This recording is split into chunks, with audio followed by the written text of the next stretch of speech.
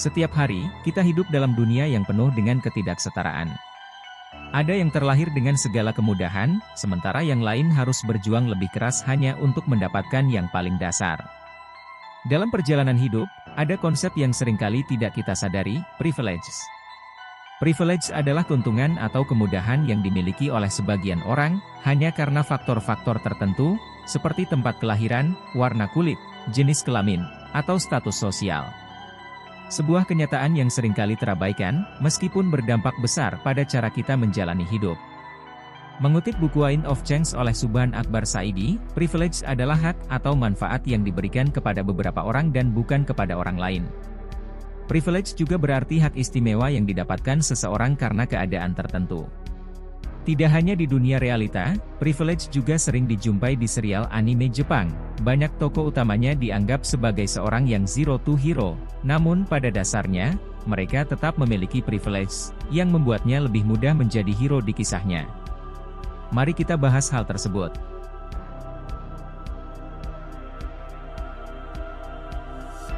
Disclaimer, video ini tidak menegasikan privilege ataupun membenarkannya. Subjektivitas Anda lah yang menentukan.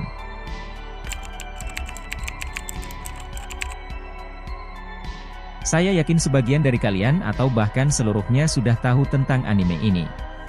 Sejujurnya menurut saya, One Piece merupakan salah satu anime yang paling banyak menyentuh realitas kehidupan, mulai dari sejarah pengetahuan, politik kekuasaan, monopoli perdagangan, bahkan perlawanan revolusioner hadir dalam anime ini.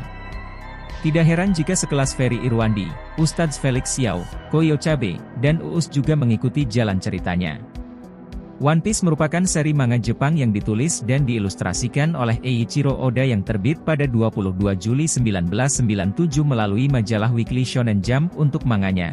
Sedangkan untuk versi animenya, Toei Animation yang memulai debutnya pada tahun 1998. Anime ini secara garis besar bercerita tentang perjuangan seorang anak muda untuk mencapai tujuannya yaitu mendapatkan harta bajak laut di suatu pulau yang disebut Pulau Laughtale. Dikisahkan ada seorang pemuda yang bernama Luffy, ingin jadi bajak laut untuk mendapatkan gelar Raja Bajak Laut yang sebelumnya ditorehkan oleh Gold de Roger. Nah yang menarik, sebelum Roger mati di tiang pancung, Roger sempat berpesan ke semua orang bahwa ada harta karun yang dia sembunyikan di suatu pulau. Seketika itu lahirlah era bajak laut yang masif. Sebelum saya lanjut, saya jelaskan dulu bahwa di anime ini, ada item unik yang dapat menambah kekuatan tiap karakternya yaitu buah iblis.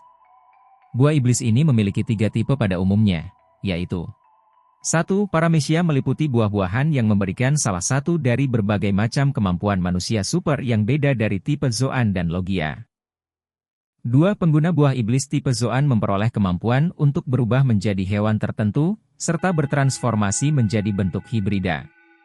3. Logia, jenis buah iblis dasar yang paling langka dan terkuat dari ketiganya, merujuk pada buah yang memberikan kekuatan untuk menciptakan, mengendalikan, dan mengubah tubuh seseorang menjadi elemen alam, seperti api, petir, es, cahaya, dan kegelapan.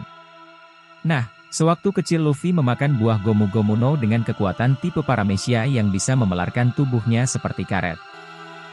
Singkat cerita, akhirnya Luffy kemudian mengumpulkan beberapa nakama untuk diajak melaut bersama menelusuri Grand Line untuk menuju ke Pulau Laughtale.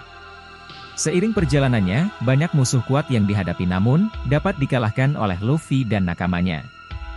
Lalu, mengapa Luffy sangat begitu kuat? Bahkan para petinggi pemerintah, hingga bajak laut kelas kakap sangat takut kepadanya. Diambil dari perjalanan kisahnya, ternyata Luffy memiliki beberapa privilege yang membuatnya menjadi kuat secara alami dan secara proses. Luffy memiliki seorang ayah yang merupakan panglima dari pasukan revolusioner, yang ingin mengupas boroknya pemerintahan. Ayah maupun koleganya beberapa kali menyelamatkan Luffy, seperti saat di Lockdown sewaktu melawan Smoke, Luffy ditolong oleh Dragon. Di tempat lain, sewaktu Arc Impel Down, Luffy yang sudah keracunan oleh Magellan juga dibantu oleh Ivankov yang merupakan salah satu petinggi pasukan revolusioner. Di samping seorang ayah yang kuat, Luffy juga memiliki seorang kakek yang merupakan wakil Laksamana Angkatan Laut. Sejak kecil, Luffy berlatih bersama dengan kakek dan kedua saudaranya, yang juga menambah daftar privilege Luffy. Sebenarnya Luffy tidak memiliki saudara, namun, Karena berada pada satu lingkungan yang sama dan seringnya mereka bermain bersama sewaktu kecil, maka mereka bertukar cawan sake dan mendeklarasikan bahwa ketiganya adalah saudara. Kedua saudara Luffy ini juga memiliki jabatan yang mentereng.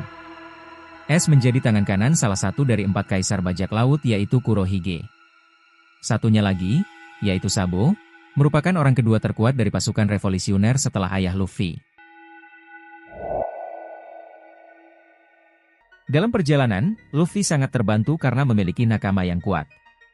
Mereka semua membantu Luffy dalam mencapai tujuannya menjadi Raja Bajak Laut. Adanya navigator yang andal, Nami. Pendekar pedang yang kuat, Zoro. Koki yang terkenal dengan masakannya, Sanji. Murid dokter terkenal di dunia One Piece, Chopper. Teknisi kapal yang pernah melihat blueprint salah satu kapal senjata pemusnah Uranus yaitu Franky. Penembak jitu, Usopp, dan perempuan yang mampu membaca huruf kuno di Poneglyph, yaitu semacam kode yang jika semuanya terkumpulkan, dapat menjadi petunjuk untuk menuju Pulau Laugtel.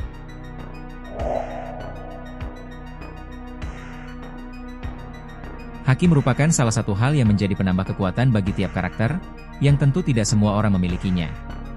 Ada 3 tipe haki di dunia One Piece. Pertama adalah Kenbunshoku Haki adalah tipe haki yang memperkuat sensor motorik seseorang sehingga dapat membuatnya memprediksi gerakan lawan saat bertarung. Yang kedua, Bushosoku Haki adalah tipe haki yang dapat memperkuat pertahanan maupun meningkatkan serangan seseorang. Dan yang ketiga, tipe haki paling langka, yang hanya bisa didapatkan berdasar pada garis keturunan yaitu Haoshoku Haki. Tipe ini dapat mengalahkan lawan dan mendominasinya tanpa perlu bertarung. Haki ini juga dapat meningkatkan kekuatan penggunanya berkali-kali lipat melebihi Bushosoku Haki. Nah Luffy, sejak kecil, telah memiliki Haoshoku Haki yang diperoleh karena garis keturunan dari ayahnya yang juga memiliki haki tersebut. Satu yang tak kalah penting dari garis keturunan, yaitu Luffy memiliki gelar D, satu gelar yang diakini di dalam ceritanya, akan memiliki pengaruh yang begitu kuat. Mereka dipercaya yang mampu merubah keadaan dunia dengan menghancurkan kekuasaan pemerintahan yang semenah-menah terhadap rakyatnya. Selain Luffy, ada banyak karakter yang juga memilikinya, termasuk kakek dan ayahnya. Itulah tadi 3 privilege Luffy sebagai seorang tokoh utama di serial anime One Piece. Selanjutnya kita melangkah ke anime yang kedua.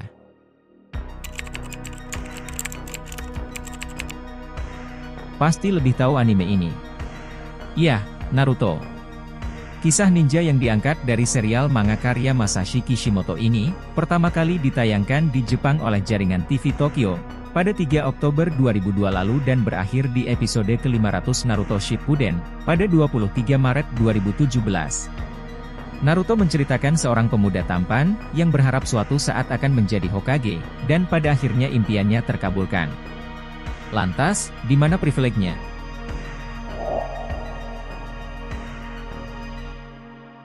Nah lanjut sedikit ceritanya. Jadi ini, berkisahkan tentang dunia ninja. Nah di dalam dunia ninja tersebut ada 4 jutsu atau kekuatan cakra yang menjadi dasar kekuatan di setiap ninja, yaitu taijutsu, ninjutsu, genjutsu dan senjutsu. Ninjutsu adalah kemampuan untuk memanipulasi cakra bersama dengan energi spiritual dan fisik dari seseorang. Tujuan dari jutsu ini adalah untuk melakukan sesuatu yang memiliki efek besar. Taijutsu, jutsu ini sebenarnya bisa dibilang sebagai teknik bela diri, sehingga dengan begitu, jurus ini pun tidak memerlukan cakra. Meski tidak menggunakan cakra, tapi penggunaan taijutsu pun harus dibarengi dengan latihan yang intens, karena jutsu ini sangat mengandalkan fisik dan kekuatan yang besar dan kuat. Genjutsu, jutsu ini nyatanya bisa melumpuhkan lawan dengan cepat, itu karena jutsu ini adalah tentang pikiran. Teknik genjutsu akan mampu mempengaruhi aliran cakra di tubuh musuh atau lawannya. Dampaknya, mereka yang terkena akan memiliki pikiran yang kacau dan sistem tubuhnya seperti dimanipulasi sesuai dengan kehendak dari pengguna jurus tersebut. Senjutsu, jutsu ini adalah yang paling langka dibandingkan dengan 3 lainnya. Karena untuk mendapatkan serta menguasainya, dibutuhkan keberuntungan serta usaha yang tidak mudah. Hanya beberapa orang saja bisa menggunakan dan menguasai senjutsu. Alasannya, karena senjutsu adalah jutsu yang sulit dipelajari, karena memanfaatkan energi alam. Pengguna senjutsu akan mengalami kenaikan kekuatan fisik dari tubuh dan seluruh kemampuan dalam dirinya, yang mana itu membuat pengguna tersebut masuk dalam Sage mode. Jutsu inilah yang dimiliki oleh Naruto. Dalam serial Naruto terdapat 9 biju atau makhluk misterius yang tersebar di berbagai tempat. Orang yang dapat mengendalikan kekuatan biju disebut Jinchuriki. Menjadi Jinchuriki bukanlah sebuah hal yang mudah, mereka haruslah sanggup menampung kekuatan biju yang besar. Tapi, seorang Jinchuriki juga akan mendapat kekuatan yang besar dari biju yang ada di tubuhnya. Dari 9 biju itu, yang terkuat merupakan ekor 9 atau Kyuubi yang bernama Kurama. Kyuubi ini tersegel di tubuh Naruto dan membuatnya mendapatkan tambahan kekuatan yang berlipat ganda. Dengan adanya kekuatan itu, Naruto menjadi semakin cepat dalam meningkatkan kemampuannya. Hokage adalah gelar yang diberikan kepada pemimpin desa dari Konohagakure, desa tempat Naruto tinggal. Hokage umumnya dianggap sebagai shinobi terkuat di desa. Sudah ada 7 Hokage dalam sejarah desa. Minato yang merupakan ayah Naruto adalah Hokage keempat di desanya. Namun, sayangnya harus mati bersama ibu Naruto karena menyegel Kyuubi di dalam tubuh Naruto. Nah, bapak Naruto pernah berpesan kepada Hokage ketiga, agar anaknya dijaga kemudian diajar oleh Kakashi yang juga menjadi Hokage sebelum Naruto. Jadi Naruto ini sudah berada pada sirkel kepala desa sejak kecil sampai dewasa. Itulah dia, ketiga alasan mengapa Naruto juga memiliki privilege yang membuatnya bisa menjadi tokoh utama. Nah itu dia 3 contoh alur cerita anime yang menunjukkan kita betapa berpengaruhnya sebuah privilege dalam menjalani kehidupan. Privilege adalah suatu yang netral, ia dapat menjadi malapetaka maupun manfaat. Namun, saya percaya jika privilege menyentuh orang yang tepat dapat menjadikannya sesuatu yang lebih besar, seperti halnya Luffy dan Naruto.